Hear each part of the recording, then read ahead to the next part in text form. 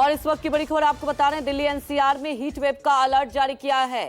मौसम विभाग की तरफ से येलो अलर्ट जारी कर दिया गया है। हरियाणा, छत्तीसगढ़ में भी येलो अलर्ट जारी किया गया है। तो आने वाले कुछ दिन बहुत ही ज्यादा सतर्क रहना होगा। 40 डिग्री तक पारा पहुंचेगा। मौसम विभाग की तरफ से अलर्ट जारी किया गया है। हीट वेव की तरफ से आपको बता दें कि दिल्ली एनसीआर में ये येलो अलर्ट जारी किया गया है और बताया ये जा रहा है कि 40 डिग्री तक पारा पहुंच सकता है।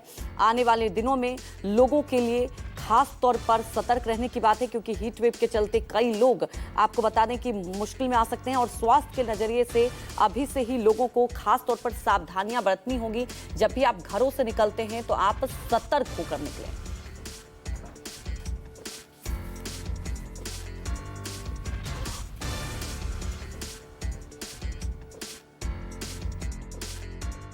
इस वक्त उत्तर भारत में तापमान लगातार बढ़ रहा है और खास करके बात करें गुजरात, राजस्थान और दिल्ली, हरियाणा की, तो तापमान में कुछ इस तरीके की वृद्धि हुई है कि कुछ जगहों पर लू जैसे आसार है।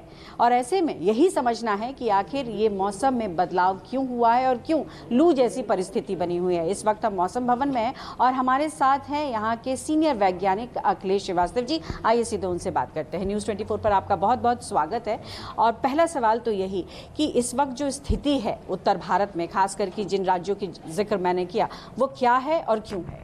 देखिए, जो उत्तर पश्चिम भारत में बात करें अगर हम, तो हम देख रहे हैं कि जो हीट वेव कंडीशंस हैं वो जो पश्चिमी भारत का इलाका है वहाँ पर कई दिनों से लगातार चल रही हैं।